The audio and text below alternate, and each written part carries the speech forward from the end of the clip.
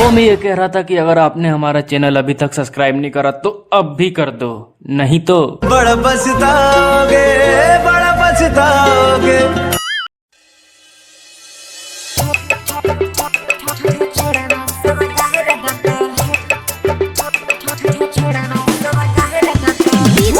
राजा सिंगरसा थाना चौक singing by सूरज हिंदुस्तानी ने चले छोड़ी न त छोड़ावा सब गायर दत ने चले छोड़ी न त छोड़ावा सब गायर दत कमर पकड़ के लहंगवा ससैर दत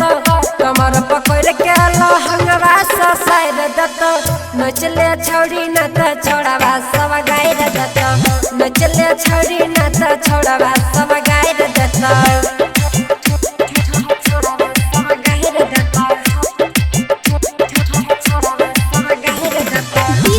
राजा सिंगरसा थाना चौक बिहार के छोड़ा तोरा महरम लग गई त नहीं जदि मन भीत कोना ले जइत ये सोना बिहार के छोड़ा तोरा महरम लग गई त नहीं जदि मन भीत कोना ले जइत महनल बात न त चलिए के फायर दत महनल बात न त चलिए के फायर दत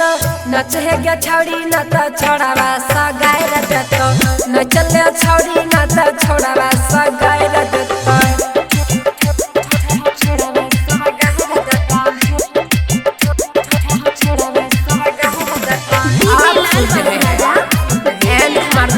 शानदार प्रस्तुति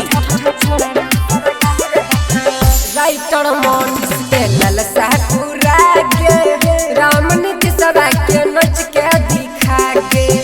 राम नीति सदा के नच के सोना राइटर मोनिस के ललसा पूरा के राम नीति सदा के नच के दिखा के छौदा सूरजवा के गाना बजाई दत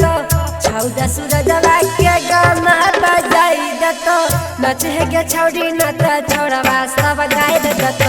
नचे गे छौड़ी न त छोड़ावा सब गायर दत सब गायर दत।